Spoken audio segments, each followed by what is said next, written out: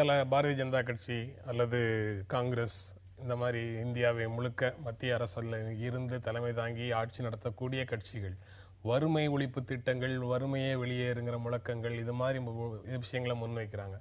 சாதியே வெளியேறு அப்படிங்கிற மாதிரியான முழக்கங்களை முன்வைக்கிறது இல்லை. சாதி ஒழிப்பு திட்டங்கள் அப்படின்னு பெருசாக எதையும் முன்வைக்கிறது இல்லை.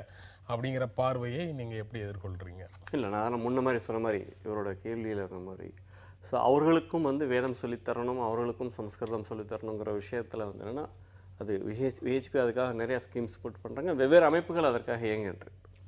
ஸோ அதில் அந்த மாதிரியான மாணவர்கள் சிறு வயதிலேருந்தே சேர்க்கப்பட்டு அவர்கள் அந்த மாதிரி படிக்கும்போது என்னென்னா, அந்த பள்ளிகள் அனைத்து பள்ளிகளுமே உறைவிட பள்ளிகளாக இருக்கின்றன. ஸோ ஒரு 1500 பேருக்கான அந்த ஒரு வழக்கை நான் சந்திக்கின்றதுனால சொல்லுகின்றேன். அவர்கள் அந்த மாதிரி அங்கே தங்க வைக்கப்பட்டு சம்ஸ்கிருதம் சொல்லித்தரப்பட்டு அவர்களுக்கு வேதம் சொல்லித்தர ஸ்லோகங்கள், அடிப்படையான விஷயங்கள் அந்த மாதிரி போகிறாங்க. அதில் சில குழந்தைகள் வடகிழக்கு மாநிலங்களிலிருந்து தங்கி படிக்கிறாங்க. இப்போ சில தன்னார்வ தொண்டு நிறுவனங்கள் எழுப்புகின்ற தமிழ்நாட்டில் இப்போ தான் ஆரம்பிச்சிருக்கோம். ஹொசூரில் ஒரு ஸ்கூல் இப்போ தான், இது தமிழ்நாட்டில் ஆரம்பிச்சதுனால தான் இந்த பிரச்சனையே. ஸோ தமிழ்நாட்டில் ஒரு 20+20 ஒரு 40 குழந்தைகளை அது அந்த திட்டத்தினுடைய துவக்கமாக ஹொசூரில் அது இன்றைக்கும் அது சேவா பாரதி செஞ்சிட்ருக்குறாங்க. அதில் ஆட்சேபனை என்ன வருதுன்னு கேட்டிங்கன்னா, 1989 ஒரு சர்வதேச ஒப்பந்தம் குழந்தை தொழிலாளர்களது உரிமை சம்பந்தமான விஷயத்தில் என்ன அதில் ஒப்பந்தத்தில் என்ன இருக்குன்னா, குழந்தைகள் அவர்களுடைய பின்னணி, அவர்கள் பிறந்து வளர்கின்ற பின்னணியில் வளர்க்க வேண்டியது அவர்களுக்கு உரிமை அப்படிங்கிற ஒரு விஷயத்தை தன்னார்வ தொண்டு அவர்களுடைய இயற்கையான உணவு நான் வெஜிடேரியன் ஃபுட்டு நீங்கள் எப்படி இந்த உறைவிட பள்ளியில் வெஜிடேரியன் ஃபுட்டு தரலாம், இந்த மாதிரியான ஆட்சேபனைகள் எழுப்பி அது நீதிமன்றங்கள் இருக்கின்றது. எங்களுடைய பதில் என்ன சொல்கிறோம், குழந்தைகள் எப்படி படிக்கணும், அவங்க என்ன சாப்பிடணுன்றது பெற்றோர் தீர்மானிக்கணும். அரசியல் சாசனத்தில் 19 அப்படி தான் சொல்லியிருக்கிறது அப்படிங்கிற ஒரு பதிலாகத்தான் சொல்லி கொண்டிருக்கிறோம். ஆக சட்ட ரீதியான சிக்கல்களும் அங்கே என்னென்னா, ஒரு புறத்தில் இந்த மாதிரியான விஷயங்களை இது உடனடியாக தீர்க்க முடியாதுங்கிறது தெரிஞ்சு இது ஒரு தொடர்ச்சியான ஒரு கல்வி, அந்த மாதிரியான விஷயங்கள்லாம் மாற்ற முடியுங்கிறதுனால அந்த திட்டங்களுக்கு சட்ட ரீதியான இடைஞ்சல்கள் தன்னார்வ தொண்டு நிறுவனங்கள் அவங்களும் செய்கிறாங்க. அதுவும் ஒரு பக்கம் ஃபேஸ் பண்ண வேண்டியிருக்கிறது. மூன்றாவது மிக முக்கியமானது அவர் சொன்னதில் என்னன்னா, தமிழக அரசாங்கம் ஒரு வேத பாடசாலையை ஆரம்பித்து இதெல்லாம் பண்ணுறாங்கன்றது தான்.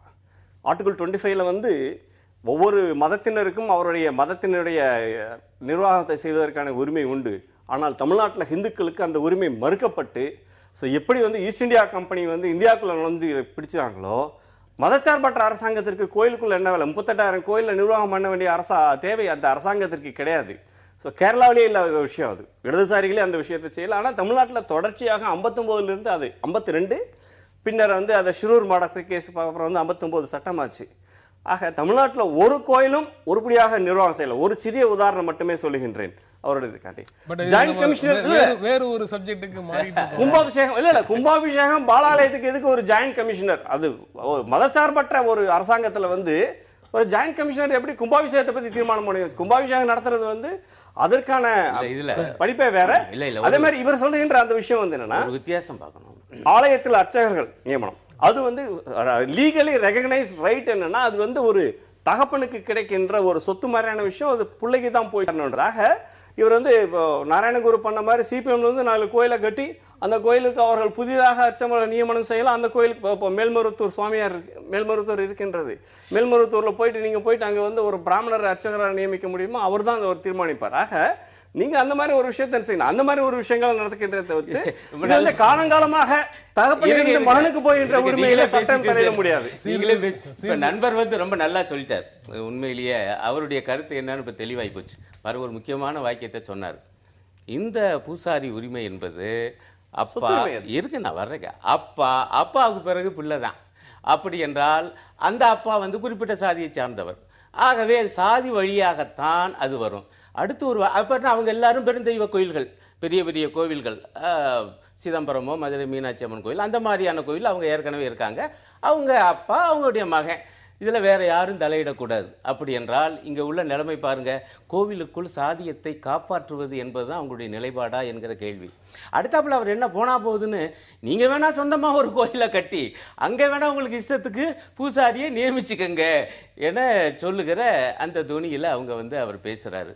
அப்படி என்றால் ஏற்கனவே வழி வழியாக வரக்கூடிய பெரிய அந்த கோவில்களில் இருக்கக்கூடிய அந்த சாதிய ஆதிக்கம் என்பதற்கு அதை வந்து நீங்க சொல்லுங்க அரசியல் சாசனம் இது சொல்லுங்க அது விவாதத்துல இருக்கு கொஞ்சம் கேளுங்க கிடையாது நம்பிக்கைகளோட தலைவருக்கு நீங்கள் யார் இல்ல அரசாங்கம் யார் மத நம்பிக்கை வந்து ஆர்டிகல் 25 ஆர்டிகல் இல்ல கொஞ்சம் நீங்க வந்து ஒரு பிஷப் இல்ல ஒரு கிறிஸ்டியன் பிஷப்பா வந்து என்னன்னா ஒரு ஹிந்து நியமனம் பண்ண சொல்லி கேட்க வேண்டியதானே இங்க பாருங்க இதே அர்த்தம் இருக்கு இது எப்படி பண்ண முடியும் இதே அர்த்தம் அவர்கள் தீர்மானம் பண்ண முடியும் இல்ல ஒரு கிறிஸ்தவ என்ன பண்ணனும் அவர்கள் தீர்மானம் மசூதில என்ன நடக்கும்ன்றத ஜமாத் தீர்மானம் உங்களுக்கு வேணும் ஆமா நீங்க பேசுங்க நான் பொறுமையா ஹிந்து மத நம்பிக்கைகள விஷயங்களை தடுக்கிறதுக்கு அரசாங்கம் யாருங்கறத என்னோட கேள்வி நீங்க சொல்லிட்டீங்க இதே அரசாங்கம் வந்து அங்க தலையிட முடியாது நீங்க தான் கண்ட்ரோல் பண்ணணும் இப்படி பேசினா அப்புறம் போய் அடுத்த ஆள் பேசுறதா இல்ல அவரா பேச வேணா முடிக்கணும் இல்ல ஒரு பாயிண்ட் வந்து என்னன்னா இந்த கோவில் அரசு தலையீடு என்பது எந்த அளவுல தமிழ்நாட்டுல இருக்குன்னு பாத்தீங்கன்னா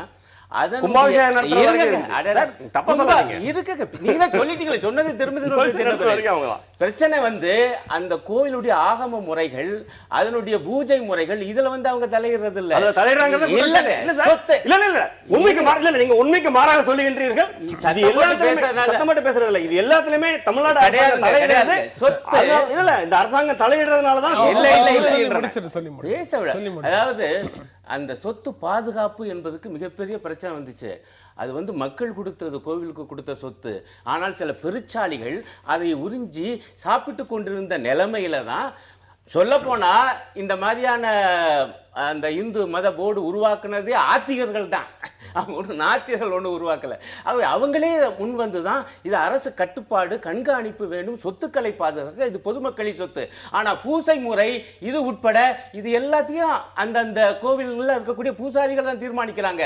கும்பாபிஷேக தேதி வேண்டுமானால் அந்த இதர விஷயங்கள் சட்ட ஒழுங்கு பாதுகாப்பு இதையெல்லாம் வைத்து வேணா தீர்மானிக்கலாம். நான் இப்பவும் கேட்கிறேன், கோவிலுடைய அந்த பூஜை முறைகளில் அரசு தலையிடுவது இல்லை. அப்படி தலையிட்டால் தான் அரசியல் சாசனம் அந்த பிரிவு என்பது அமலுக்கு வரும். அதனாலதான் இன்றைக்கு வரைக்கும் அது எப்படி அரசு நிர்வாகம் பண்ணிட்டு இருக்கு சார்.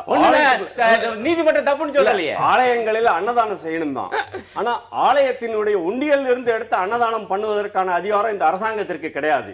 அதே மாதிரி இந்த ஆலயங்கள்ல வந்து கடவுள் முன்பாக தரிசனங்கிறது காலங்காலமாக தமிழ்நாட்டில் இலவச தரிசனம் தான். அதுல கட்டணத்தை வசூல் பண்ணி அது ஏழை பணக்காரன்ற ஒரு வித்தியாசத்தை நீங்க வந்து சிபிஎம் அதை போய் சப்போர்ட் பண்ணிட்டு இருக்கீங்கன்றத எங்களோட ஆட்சேபனை. அது கோயில் ரூபாய் திட்டம் பிளாட்டினம் கார்டு கொடுக்குறாங்க. கோயிலுக்கு உள்ள இவர் ஆகமத்தை பத்தி பேசுறாரு. கோயிலுக்கு உள்ள இலை போட்டு சாப்பிடக்கூடாதுங்கிறது தான் ஆகமங்கள விதிகள் அடிப்படையான விதி. பெருங்கோயில்கள் 528 கோயில் இவர் சொல்றாரு.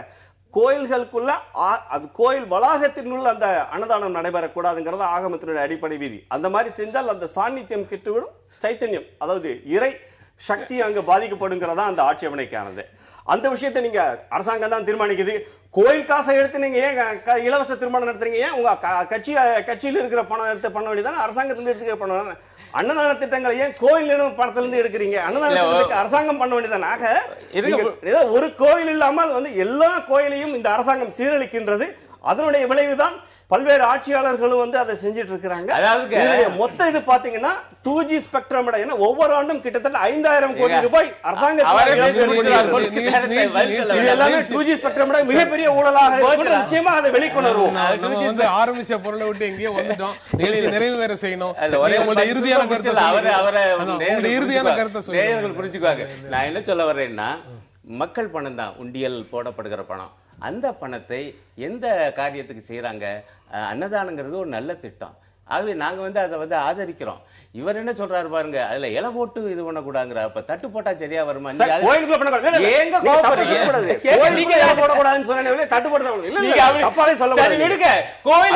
அப்படிதான் பண்ணுவீங்களான்னு எனக்கு தெரியல.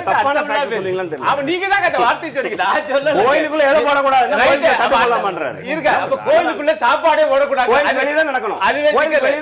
ஏங்க அப்ப அந்த பிரசாதங்கிறது என்ன? அதுவும் சாப்பாடு போடுறாங்க. ஒவ்வொரு கோயிலுக்குள்ளயும் அந்த அந்த மடைப்பள்ளி என்பது அங்க சமையல் பண்றீங்க. இதுவரைக்கும் பூசாரிகள் அதை எதிர்த்ததே இல்லை. பூசாரிகள் எதுக்கல. அது வித்தியாசம் தெளிவாக இருக்கிறது. பூசை முறையில் அரசு தலையிடக்கூடாது என்பதை நாங்கள் ஆதரிக்கிறோம். ஆனால் நிர்வாகம் என்பது அரசு கையில தான் இருக்கணும். நிகழ்ச்சியில பங்கேற்று உங்களுடைய கருத்துக்களை பகிர்ந்து கொண்டதற்காக புதுப்புகழ் நிகழ்ச்சி உங்களை தெரிவித்துக் கொள்கிறது. மீண்டும் சந்திப்போம். நன்றி, வணக்கம்.